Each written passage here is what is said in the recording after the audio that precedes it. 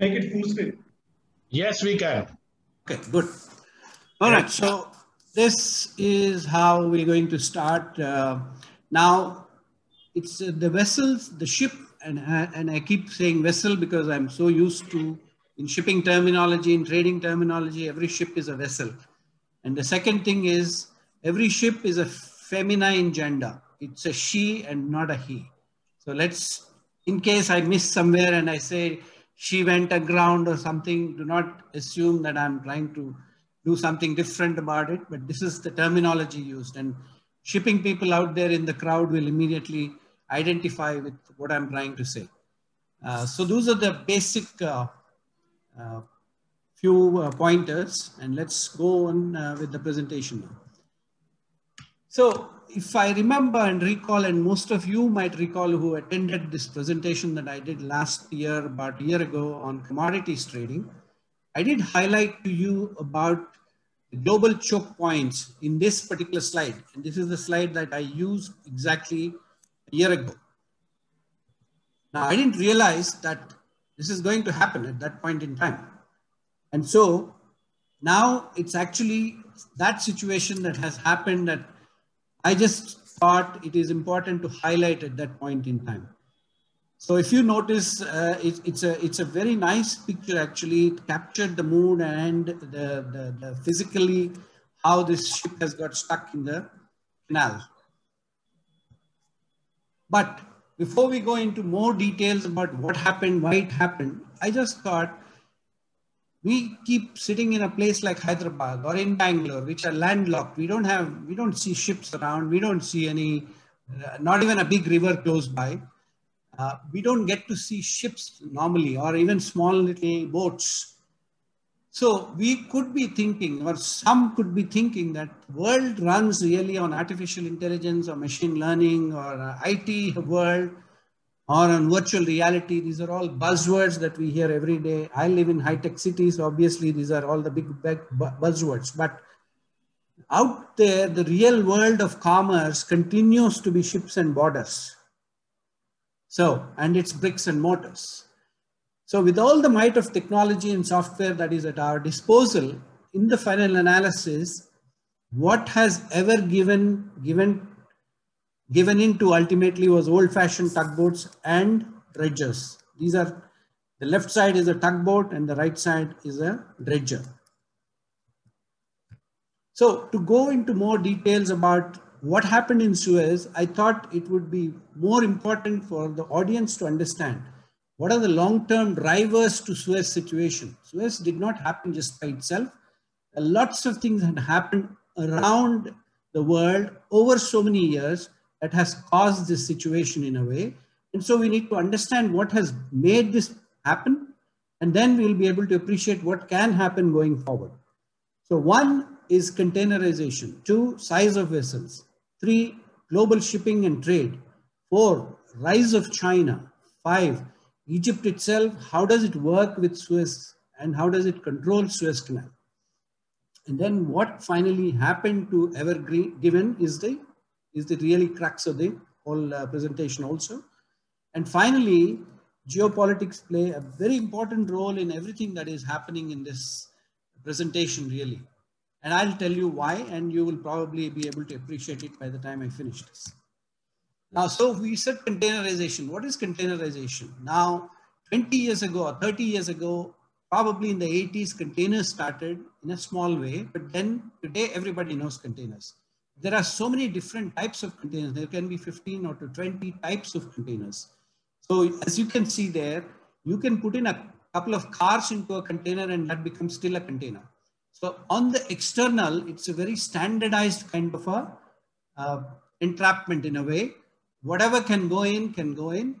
The other thing that you need to do always is to make sure these containers, wherever they are taken from, wherever they're going to finally at the end, they have a good, whichever ports they are going to, they have an excellent connectivity on the rail, road, and by water if need be, to wherever they have to go. So this is how the entire containerization boom has started in the last 20 years, more so in the last 20 years. You will see why. Now there are different type of containers. You can see there is a reefer container here. It is a refrigerated container. You can actually get your vaccines possibly, as long as they don't take that long and they're okay. 30 days, it reaches from Europe to Asia or Asia to US, wherever they have to go. You can have different, very, very different type of containers, as you can see here. We're not going into so much detail. They can be even a livestock container, and they have the entrapment, whatever is required to take livestock in containers on 25-day voyages. Now, why this transformation happened actually in global shipping? We've gone through containerization, now come to global shipping. Ever Given is a symbol actually of globalization, and that has highlighted when it got choked, the Suez Canal got choked, it has highlighted the economies of scale that the shipping industry is pursuing with ever larger vessels. These vessels are getting bigger and bigger and bigger. Now, if you notice here in this chart, 1980, the container vessels used to be very, very small in terms of size. And then they keep moving up and up and up. In 2000 and beyond, it just took off in a big fashion, exponentially. And we today are with container vessels that can take up to 25,000 containers. 25,000 containers. When I talk containers, I'll keep talking also of TEU. 20 equivalent unit. So it's a 20-foot container, but there are 40-foot containers mostly nowadays, but people generally use TEUs. Now this transformation also happened, if you notice, Maersk, which is a global leader and the #1 company right now in the world in containers, container business, has started in 2000 with some of these series, and then in 2020, one of the biggest container ships had almost 24,000 container units. So this is where the sizes are becoming bigger. And now it is not a coincidence that China actually entered World Trade Organization in late 2001. Now that has a lot of significance to what is happening. Now, these are the global shipping behemoths. These are the massive companies that run pretty extensive network of shipping lines and liner services around the world. The whole world is encircled by these companies on a regular liner service. So they go around the world all the time. There are plenty of services like this now. And on a very clear schedules. They all have a schedule and they can publish the schedule and you can work around these schedules. Now, most of them also operate their own containers. They are also owners of the containers. Now, these behemoths are also now very important to know the figures here. There is almost 6,200 active container ships in the world right now. And there are almost 25 million containers in the world. The ships that are built so far are almost 300 million tons of dead weight. That means with no cargo on board, they have 300 million tons of shipping space built up as ships. If you notice, the big companies are Maersk, Mediterranean, MSC as they call it, Costco, all these are the various companies that operate. Now, most important to notice here is the transatlantic route has got almost 144,000 containers in a year. In the Pacific, which is the biggest, 565,000 containers in a year. And in Far East to Europe is 417,000 containers. Now, what it tells us is that Trans-Pacific, that means across the Pacific, from Asia to US and back, there are 565,000 containers that are moving every year. Whereas from Far East, which is Asia, Malaysia, Singapore, India, and these places, all the way to Europe, there are about 420,000 containers going. The conclusion is that Asia is the one that is powering both Asia-US on the Pacific side and Asia-Europe on the Atlantic side, towards the Atlantic trade routes. And why is that so? China is the manufacturing hub. Now, continuing in this fashion, the world's 4 largest container shipping companies are AP, MM, which is AP the Maersk line, MSC, which is Swiss-Italian. Now remember, Switzerland has no ocean, no coastline at all, but they are partners along with Italians in MSC, and they run one of the biggest shipping container lines. Then you have France, there is Germany, Hapag-Lloyd. The only Asian shipping company in this list is COSCO, which is the Chinese ocean shipping company. 63% of the world capacity of containers are with the top 5 companies.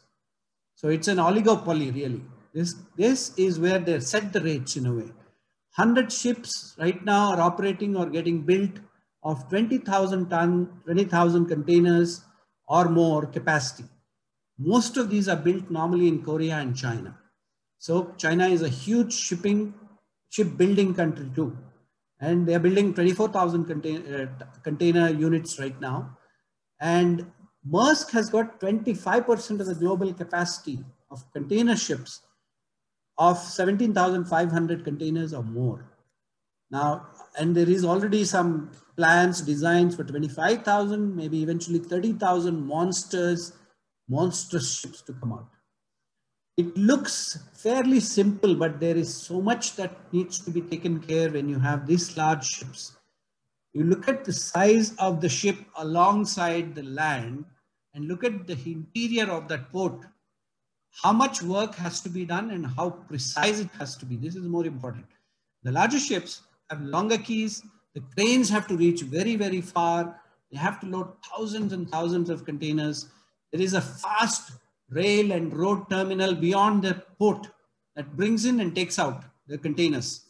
And Ever Given, incidentally, cannot pass through the Panama Canal, which is between Atlantic and the Pacific. It cuts through the Americas. Because the draft, the depth of Panama Canal is only about less than 15 meters, whereas Suez Canal has got 24-meter draft. So the big ships can pass through Suez Canal. But at the same time, just to highlight here, Straits of Malacca, which is a hugely important straits for shipping in the world, has got also about 24 meters of depth. Now, Straits of Malacca cuts between Malaysia and Indonesia and leading up to Singapore. Almost all the Asian-bound traffic has to pass through Malacca Straits. And so, a lot of times, the shipping constraint is not really only engineering. It is geology too. It is geography. There's nothing you can do about it. Now, this is very interesting, this chart. The world's biggest shipping hubs, if you notice in 2005, used to be, Singapore was almost at the top, then Hong Kong, Shanghai, Shenzhen. There was Rotterdam, Hamburg, Dubai, Los Angeles, all gone now. Number one, look at the size change in Shanghai. From 18, it went to 43. Shanghai is today world's #1 port. Out of the top 10 ports in the world, 7 are Chinese, not even counting Hong Kong. In the top 10, there is only Rotterdam and there is only Hong Kong left. And that's it. Everybody else is Chinese. Now, India, you might ask, what is India doing in all this? India imports and exports through a transshipment point. Either it has to go to Singapore or Colombo or Dubai. In India is a small global trader. The Chinese manufacturing superpower is here. Now, China versus the rest of the world. In production, China is 50% of the major industrial production, including crude steel, around the world.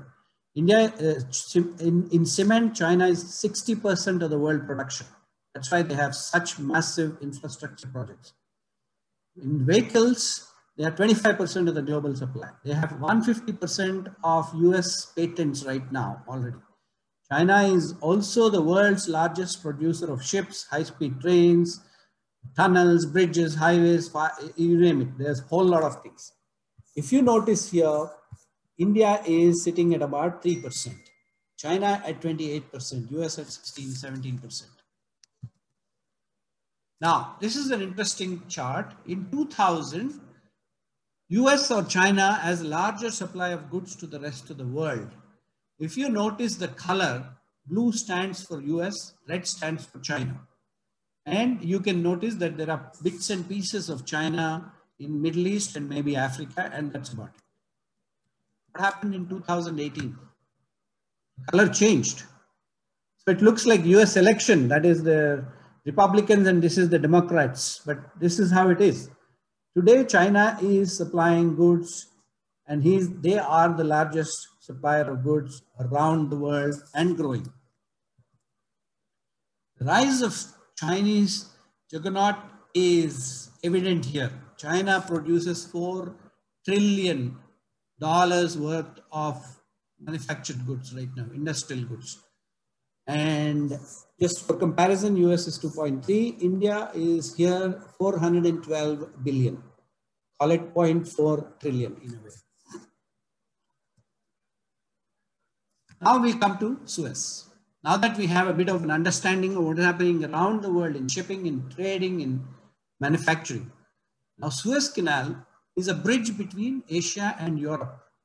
That's very important to understand. This is actual bridge that is on Suez Canal in a place called Port Said.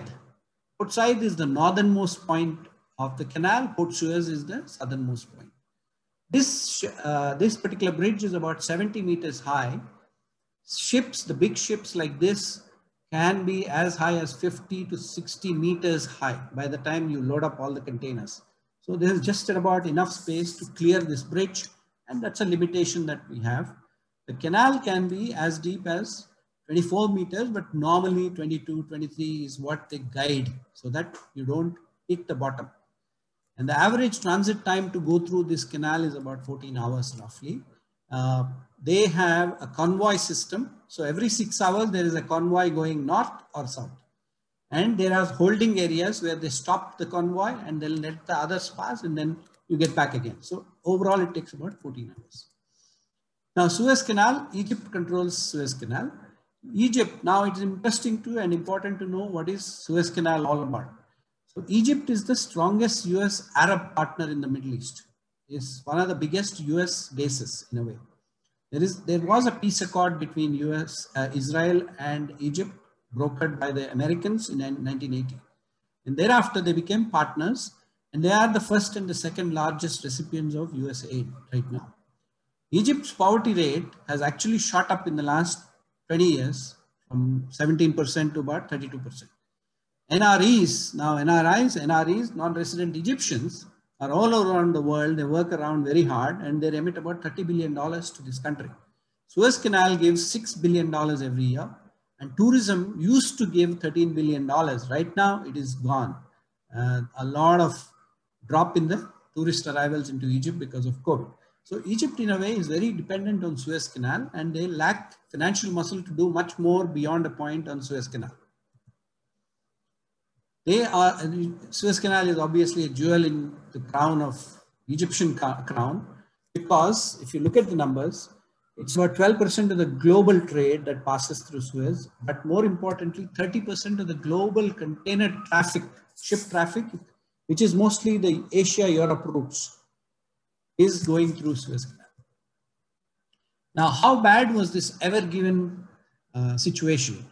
If you see that this picture captures this whole situation quite nicely. 24 meters is the total depth, but look at the way the structure of the canal looks. It is shallow on the sides. So you got to really be maneuvering the ship right in the middle. You can't just be going anywhere you want. And this ship had 18,000 containers against 20,000 container capacity on board when it went aground.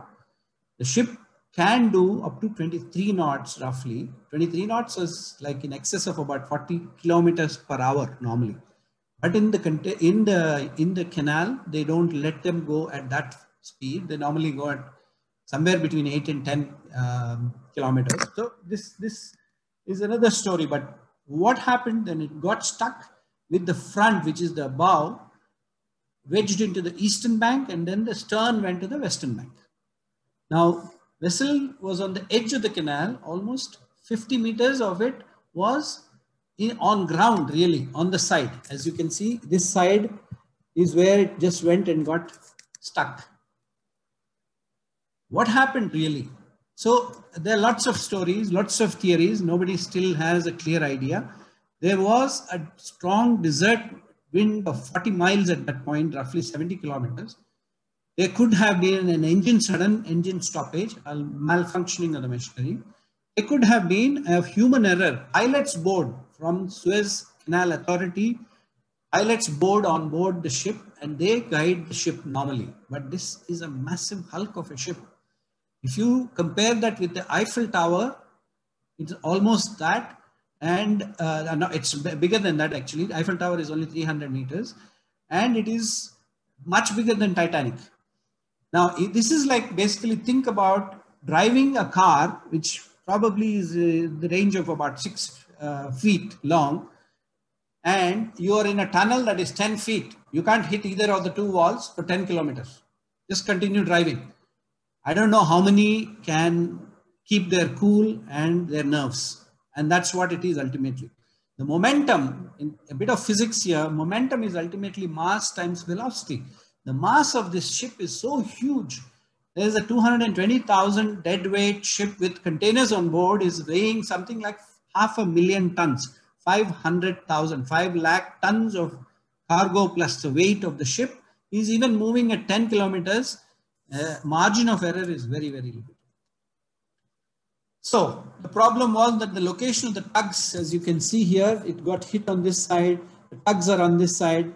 Now, what can the tugs do? Because at the most they can put a rope and try to pull it out, but it is sitting on the ground. So that was not working. And finally, they had to go and dredge this portion in the front and ease it back into the canal.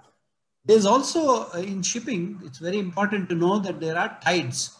Now, luckily for Suez Canal, both the other side, which is Mediterranean, and this side, which is Red Sea, both have the same sea level. So that's an advantage, at least for Suez Canal. Panama is not like this, where they have very different lock systems.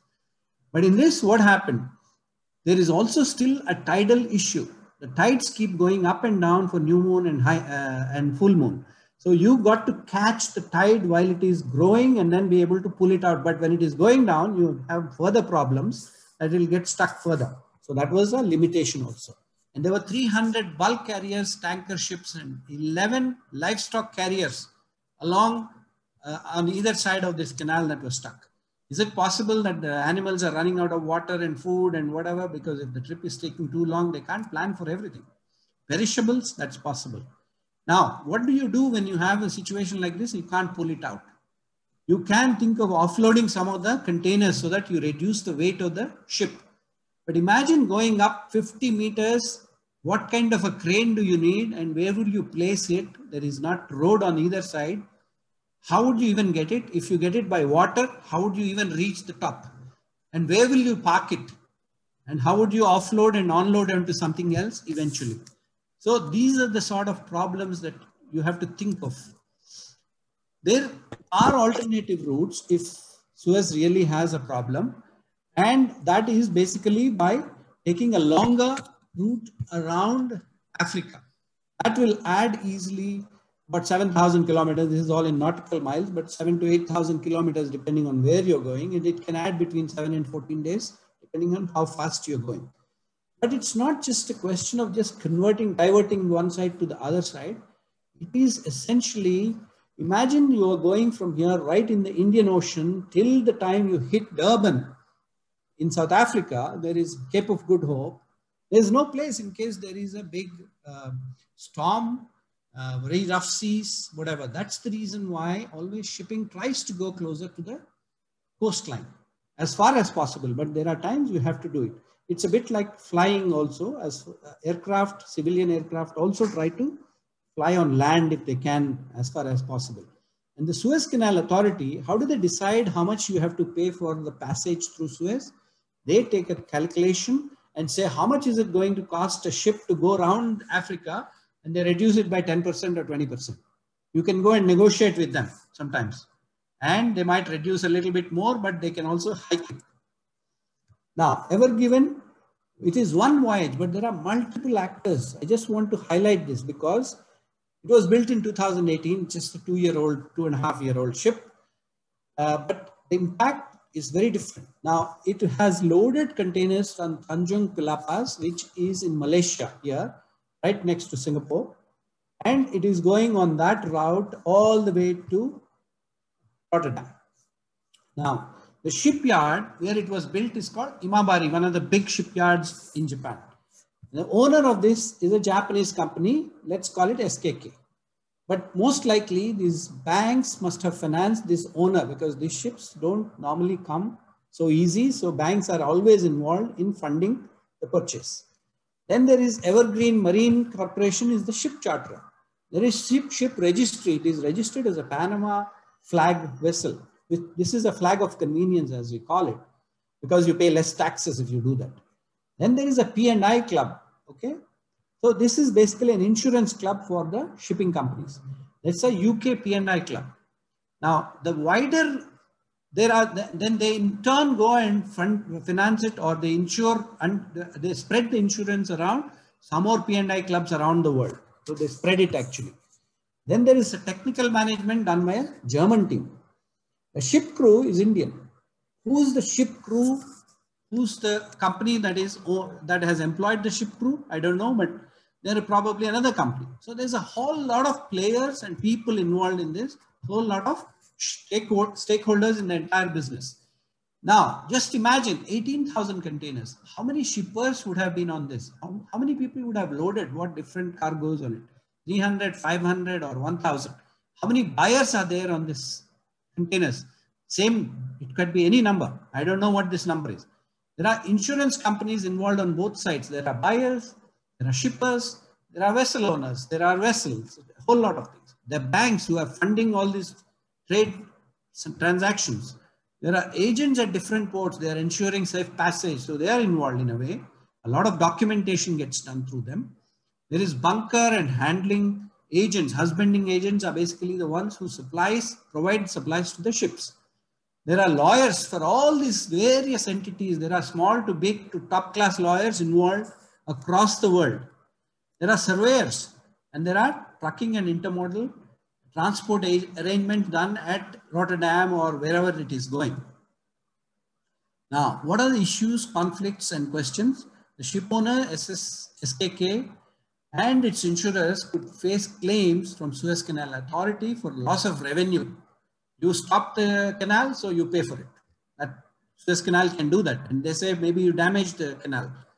Now, other ships can claim from someone or the other saying we lost business because our cargoes got stuck and we lost 7 days or 8 days or whatever. Now, Suez Canal Authority is actually claiming this shipping company $1 billion right now. They put up a claim, but they have to justify it. And who pays for the vessel damage finally? Will the insurance companies, the P&I clubs, are they actually covering this or not? It's a thing that we have to look at. Other issues are, imagine the mess with all the shippers, receivers, supply chains. We got so used to just-in-time inventory. You know, the ships are operating regularly. 25 days can become 26, but it is coming, no problem. But now suddenly you have supply disruptions. 18,000 containers. How many people are involved? How many channels, supply chains have got disrupted?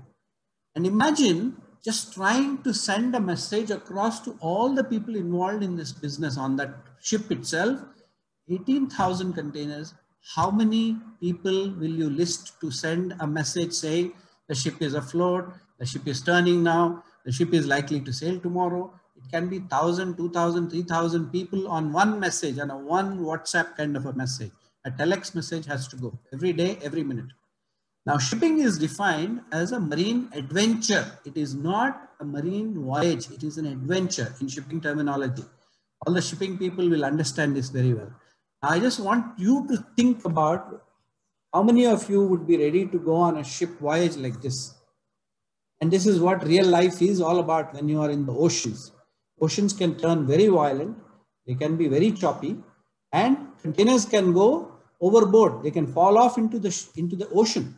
So this is a risk that you carry when you ship, when you are in shipping business itself. Marine insurance, incidentally, is insurance that is covering marine adventure arising out of maritime perils. That means people are already saying you can have a maritime peril. A ship can sink completely, 100% total loss, right? So it's important to understand this background.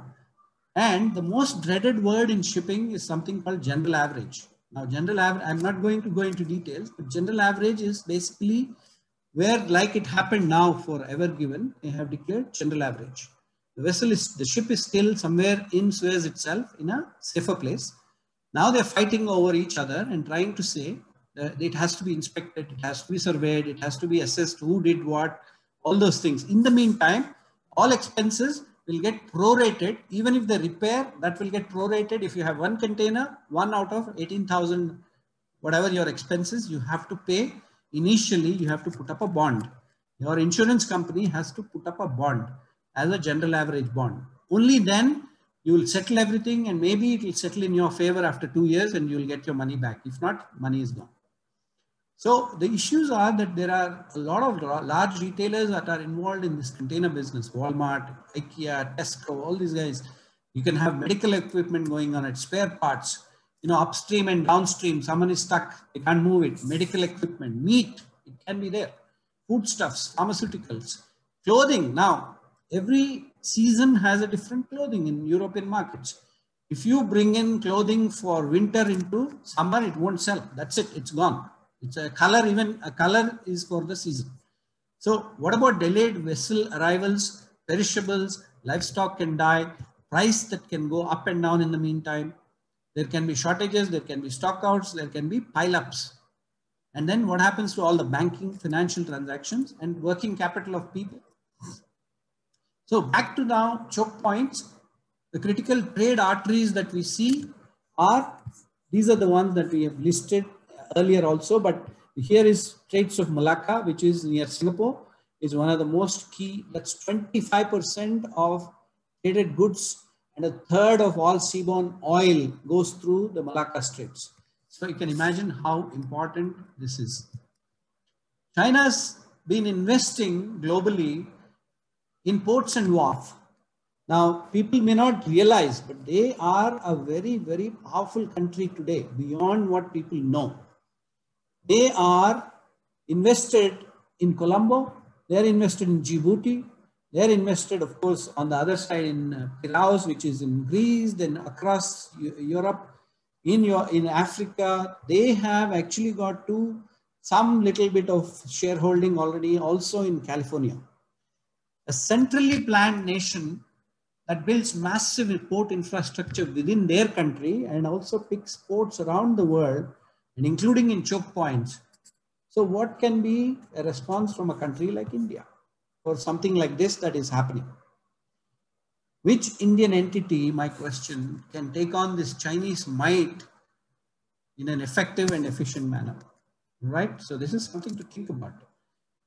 In geopolitical worries, China worries about Malacca Straits, because what can happen in Suez can happen to China, because a lot of their crude comes through Malacca Straits. The big tankers come through there. And it's very close to Andaman Nicobar Islands for India. So what if India or someone else can put 2-3 ships there, they blast them off and close the canal, the channel, and then all the crude is stuck. Similarly, the other countries worry about Djibouti, which is the Horn of Africa. I've shown you in the other picture.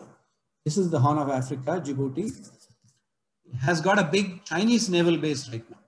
So any ship passing by, they can stop at some point if they wish to. China is invested in Panama Canal. They are an investor in that canal itself.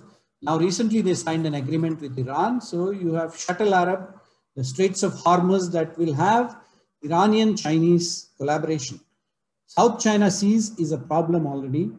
Aden, on the other side of Horn of Africa in Middle East, has a base also for China. China has bases in European ports now. They bought some of the European ports during the crisis, 2008 global financial crisis, and in West Coast. China has a Belt and Road Initiative. I think everybody knows this. They are setting up this. A lot of these are already set up. India is worried about this particular China Belt and Road Initiative through Pakistan, because they want access to water basically. China wants access from here to the waters.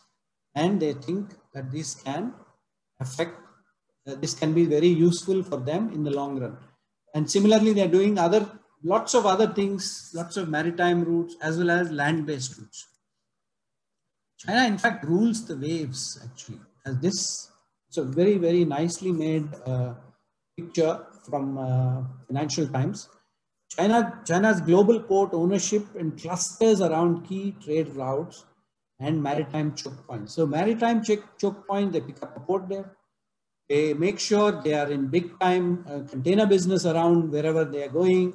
So they cover both the routes, the sea going vessels, they make them, they are part of that. They're also in the ports. So they cover entire logistic chain in a way, either directly or through some of their companies. And finally, China is also creating its own, this is how they are creating the geostrategic choke points in a way around the world. They're building naval and air bases in South China Sea. They are claiming some of the rocks and reefs in the region as Chinese province. In East China Sea near Japan, Beijing is threatening Taiwan and challenging Japan on the sovereignty of some of the islands there, saying that they belong to China. Now, economies of China, Japan, South Korea, and Taiwan, all very powerful countries in their own right, technology-wise, they are all getting threatened. And Southeast Asian countries are also, in a way, worried about the whole thing. So in the meantime, what did China do? They said, I'm not going to be totally reliant on only these sea routes. They opened up, recently, they did a voyage of a ship around the pole itself. They went north and went around the pole and went to Europe. And because of global warming, it is possible now that you can see more and more of that shipping routes opening up also going forward. And China is also trying to be pally with Russia so that Russia will start developing their hinterland if necessary through Chinese collaboration around this area, which is very inaccessible at the moment. So there's a whole lot of things happening in geopolitics actually. So the objective of this presentation is really to enhance an understanding, sensitize the audience, and let them appreciate the disparate appearing development. These are all developments which are different points, different things happening around the world, but how do you connect those dots to make up and think through a critical and strategic scenarios is what I tried to basically show here.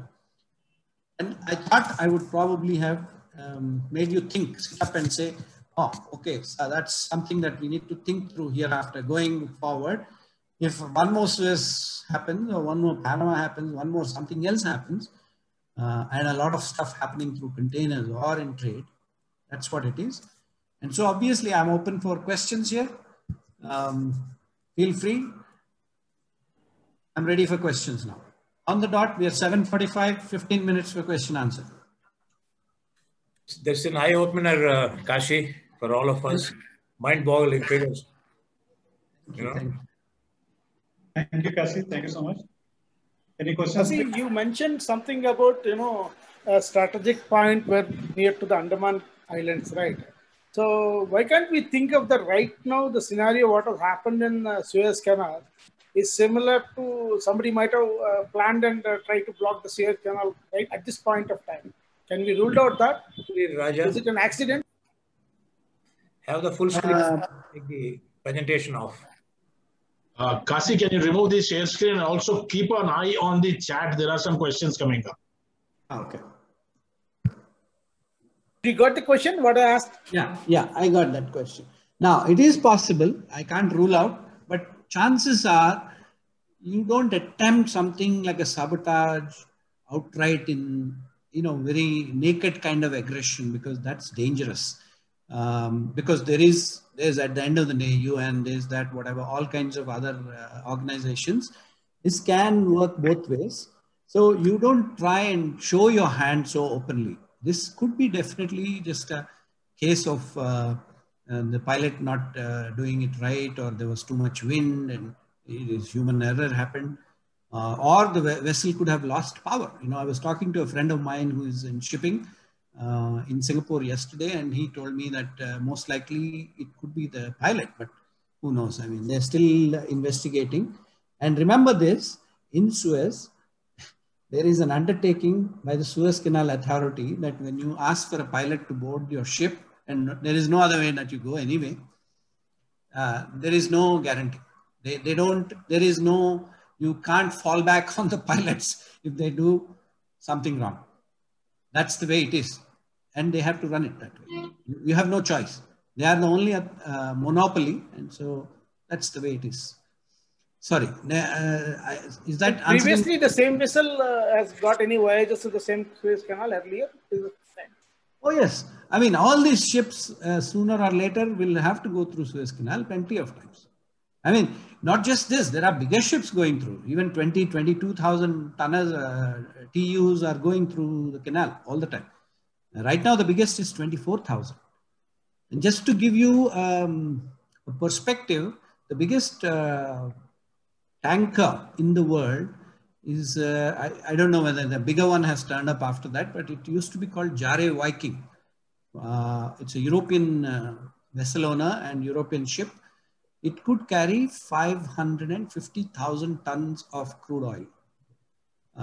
And the length of that ship is something to the extent of almost 600 meters or thereabout, 650 meters. So if you brake here, it will stop 10 to 20 kilometers after. There's no way you can stop it. It just goes. Anything along the way just hits, that's it. You better be out of the way because it's impossible. And this goes through the Malacca Straits quite often. I boarded a VLCC as they call it, very large crude carrier, which is 275,000 tons, which is already very large. Then these are called ultra large. These Jare Viking types are beyond even ultra large.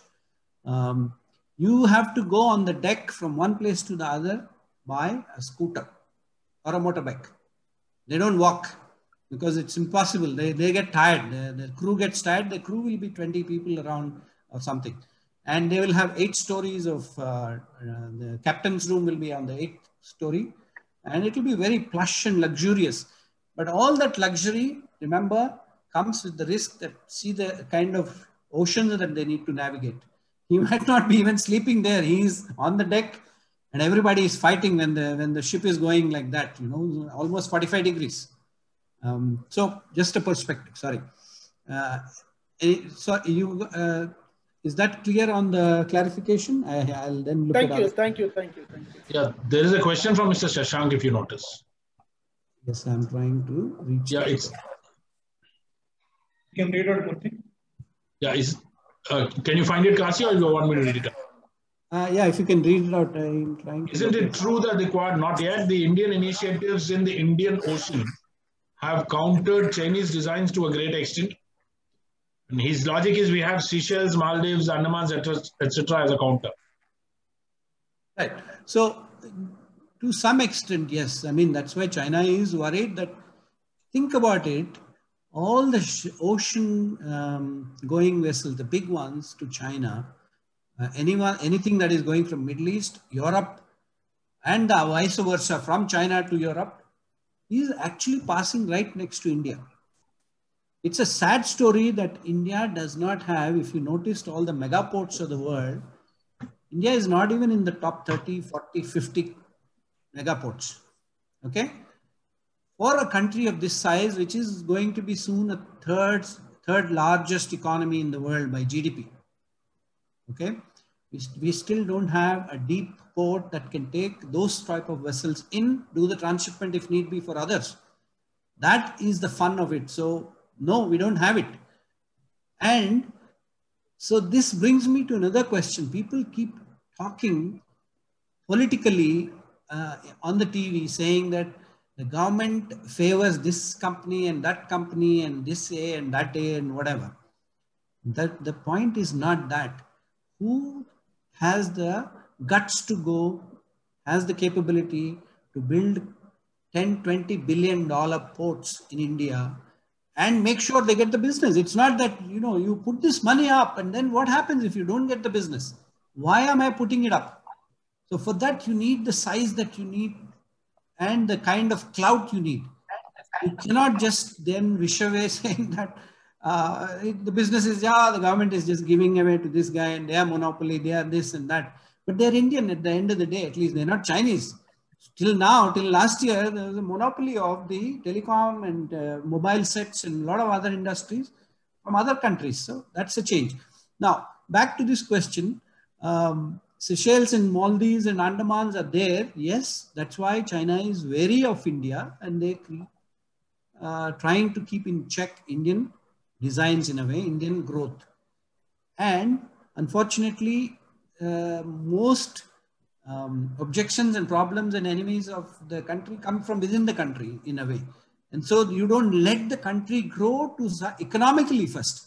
Then you can talk of other rights and freedoms and all those things, but that's the way it is. So yes, I agree there is some issue, something that you can do, but India is yet not there in terms of naval capacity in the same light as China, because China has gone miles ahead already because their steel production is so big, they can make any number of ships so quickly. Everybody buys ships from China nowadays, or Korea, that's it. There's not much else you can do. Mr. Chand has raised his hand. Rtn. Chand, please put your question across. And in the meantime, Kasi, you can read Sindhu's question. Can you throw some light on Setu Samudram project? Kashi Vishnath Garu, actually, it was very enlightening. Your presentation was excellent. As a mariner, I have sailed across the seas, high seas, and visited a lot of places on the high seas, including Suez Canal and Panama Canal. I have passed through, and we have seen all that. One most important thing I thought I can also share with everyone over here is that yes, please.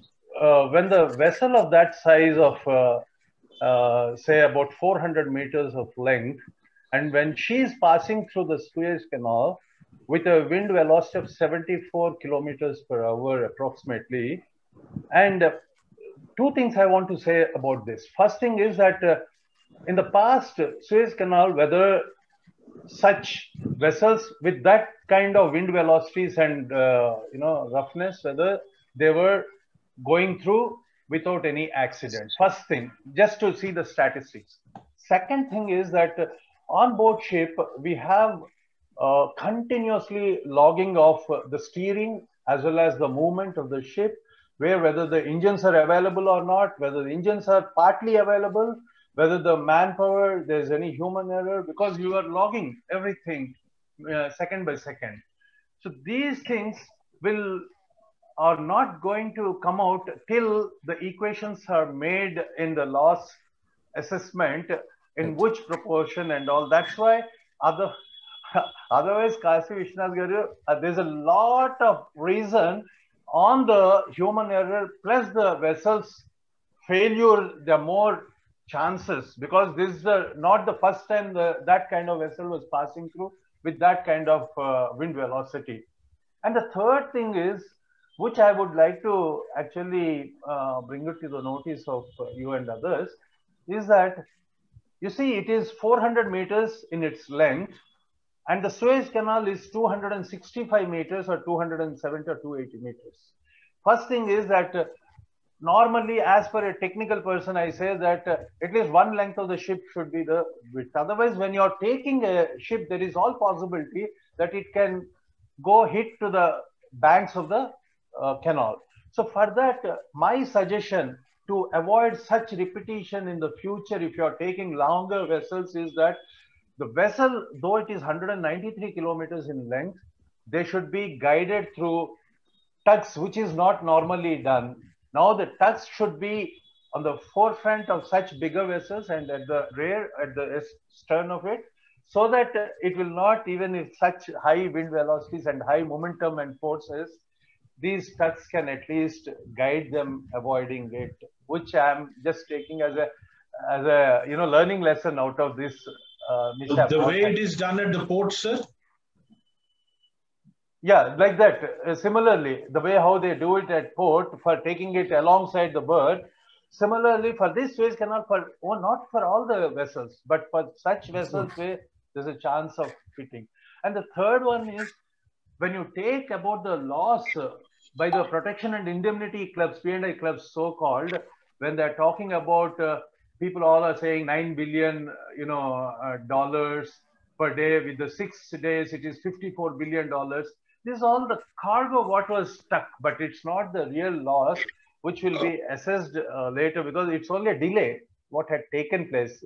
Ashish Navgare, just for your thought onto this. And the other one is by going through around Cape Good Hope. You know, that is taking about 15 days, average of 10 days, 18,000 pounds per day on an average vessel, takes about, you know, something like $180 million or so for 100 vessels. So these all things are to be multiple internal and external factors, all to be taken together in order to assess the loss, whatever had taken place. But it can be avoided in future by the caution what I said may give some, you know, leverage to avoid. Thank you, Rtn. Chand. Thank you, sir. Thank you. Another question is from Sindhu. Yes. How about Sri Lanka, Trincomalee port, and they say that's the safest port? I was reading recently saying that the Adani group has gone and signed up something now with the Sri Lankan ports. Adani is the biggest right now in India, and so now they are trying to put through their footprint into Sri Lanka. So, I mean, Colombo is an ideal location because the ships go round basically Colombo, really, just right next to Sri Lanka. So it's a perfect location. But looking at the size of India as a country, and with the multimodal transport, if it is lined up beyond the ports, it would have made sense for us to have something in Kerala or Tamil Nadu, so that the ships come in and then they just continue, and the containers move within the country straight away into wherever they have to go by rail or by truck or whatever, in and out.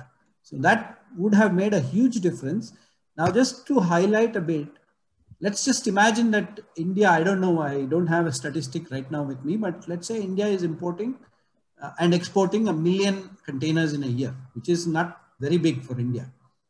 Now, on a million containers, maybe I think even bigger, even if there is a $10 differential for the costs in terms of doing transshipment versus getting straight into India, you know, that much is lost on a virtually monthly basis or a yearly basis to Indian exchequer.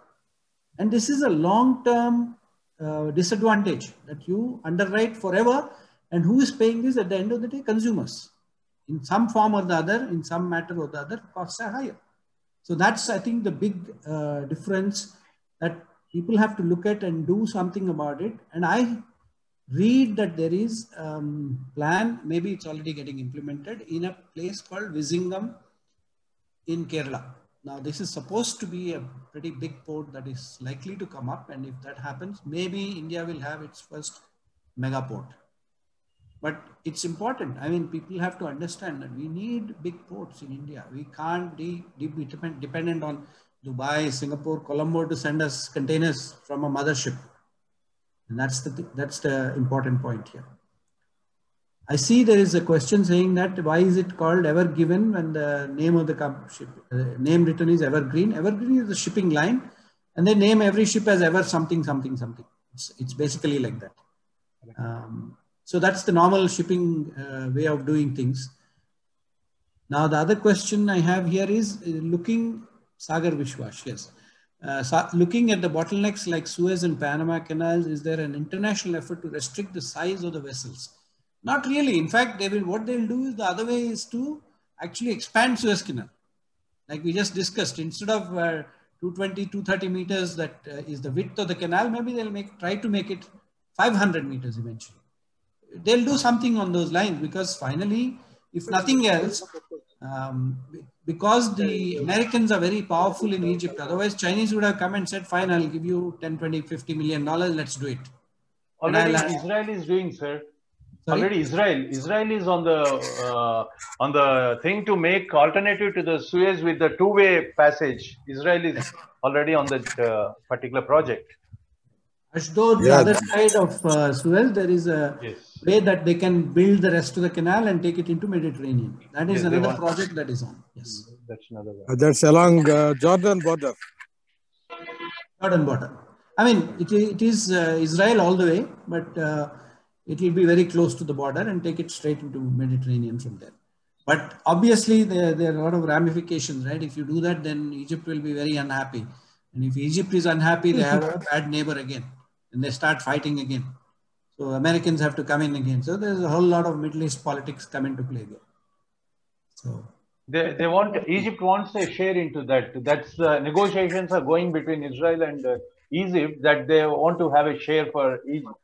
So that is where it is all. Any other questions? How about the Setu Samudra project? It was started and stalled. It would have been a good. Yeah, but I think I don't know that much details about the Setu Samudram project, but to me, Colombo makes sense, and beyond that, probably getting a port in Kerala eventually should make sense, because that's how the geography works normally. And Setu Samudram could be probably more like a smaller port eventually. I don't know. Setu Samudram is the line. They are trying to dig between the Sri Lanka and India. You know, that Ram Setu. So that line they wanted to improve so that the ship don't have to go around the Sri Lanka, and they can cut through between these two nations. So that India would have been it is already started, and dredging corporation Chand may be explained. DCI, I was there in DCI when we have done that. Dredging corporation of India had done. Case. But the quantities are so huge, it doesn't work out economical, or it's not feasible. That's why they stopped it. We will continue the question answers after the secretary's announcement. After complete the meeting, speaker will be available. Please, you can ask the questions after the meeting. So give me 2 minutes. Chalo. I'm leaving. So thank you. Yeah, thank you, Kasi. Fantastic job. Thank you. Amazing, Kasi, amazing. Thank you. Thank you. Kasi. Well done. Yeah, Club secretary. Yes, I'm here. Kasi, it was an excellent, amazing session. Wonderful. Ravi, please unmute yourself and muting all. Yeah, I already